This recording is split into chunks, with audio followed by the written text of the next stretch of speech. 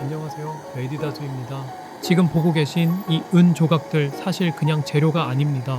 이 조각들이 어떻게 시작되느냐에 따라 작업 결과는 완전히 달라집니다. 이미 은선도 있고 이미 만들어진 재료도 많은데 왜 굳이 다시 녹이는 과정을 거칠까요? 이 영상은 은선을 직접 만들어 쓰는 이유에 대한 이야기입니다. 지금 녹이고 있는 것은 구이오 은, 법정수는 조각들입니다. 이 과정을 거치면 내가 어떤 비율로 어떤 성질의 은을 쓰고 있는지 처음부터 끝까지 알 수 있습니다. 은 작업은 손기술 이전의 재료를 이해하는 작업입니다. 시중에서 판매되는 은선은 이미 완성된 결과물입니다. 하지만 그 은이 얼마나 가공되었는지 어떤 상태로 만들어졌는지는 알기 어렵습니다. 간혹 강도과 전과 좀 다른데 의문이 생기기도 하죠. 직접 만들면 은의 조성, 상태, 반응을 전부 확인하면서 작업할 수 있습니다. 이 차이는 작업을 할수록 점점 크게 느껴집니다. 요즘 은값 상승 작업하시는 분들이라면 이미 체감하고 계실 겁니다. 예전처럼 아무 생각 없이 재료를 쓰기에는 부담이 커진 상황입니다. 이제 은은 단순한 소모품이 아니라 관리해야 할 원가입니다.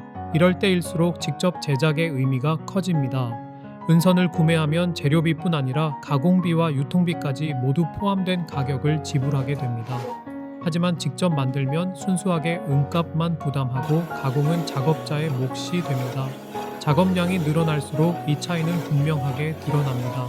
특히 은선을 많이 사용하는 작업일수록 효과는 더 큽니다. 이제 아병이를 사용해 은을 선 형태로 만들어 갑니다.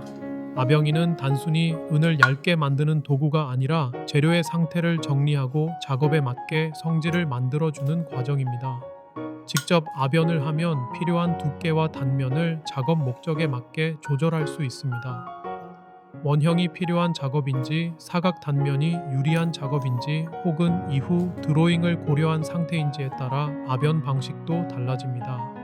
시판 은선은 누구에게나 무난한 평균적인 기준으로 만들어져 있습니다. 하지만 직접 만든 은선은 지금 하려는 작업 하나를 위해 맞춰진 재료가 됩니다.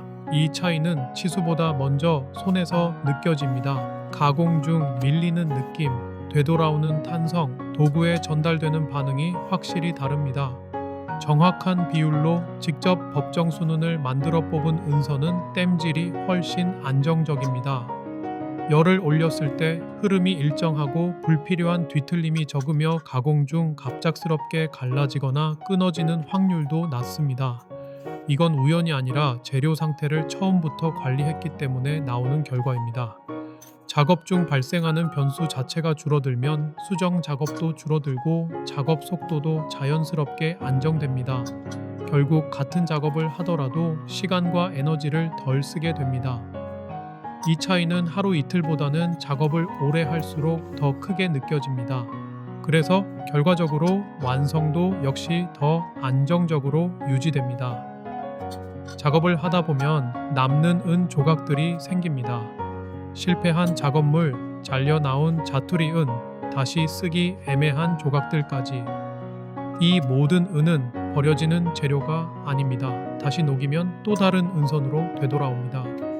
은을 버리지 않고 계속 순환시키는 구조는 단순한 비용 절감을 넘어서 작업 방식을 바꿔줍니다.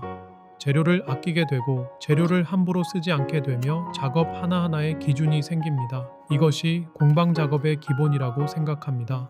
공방을 운영하거나 작업량이 일정 수준을 넘어서면 은을 직접 만드는 방식은 선택이 아니라 기준이 됩니다. 특히 요즘처럼 재료비 변동이 큰 시기에는 이 차이가 더 분명하게 느껴집니다. 처음에는 번거롭고 귀찮게 느껴질 수 있습니다. 하지만 장기적으로 보면 가장 안정적이고 가장 예측 가능한 방법입니다. 입문자에게도 이 과정은 충분히 의미가 있습니다. 한 번이라도 은을 직접 녹이고 아변해 본 경험은 재료를 바라보는 시선을 완전히 바꿔줍니다.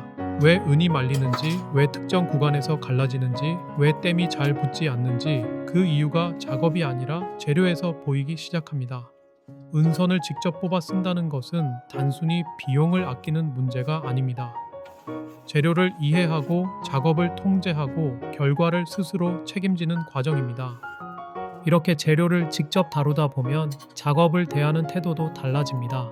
단순히 빨리 만들고 많이 만드는 것이 아니라 왜 이 공정을 거치는지, 왜 이 순서를 지키는지에 대해 생각하게 됩니다. 은을 직접 만들지 않을 때는 문제가 생기면 손기술부터 의심하게 됩니다. 하지만 재료를 직접 만들어 쓰기 시작하면 문제의 원인을 재료 상태에서 먼저 찾게 됩니다. 실수가 반복될수록 손이 아니라 재료를 다시 보게 되고 그 과정에서 기본이 쌓이게 됩니다. 다음 영상에서는 압연 과정에서 주의해야 할 점과 은선 실패를 줄이는 방법을 더 자세히 다루어 보겠습니다. 이 영상이 도움이 되었다면 좋아요, 구독을 부탁드립니다. 여러분의 작업 방식도 댓글로 남겨주세요. 다음 작업을 이어갈 힘이 됩니다.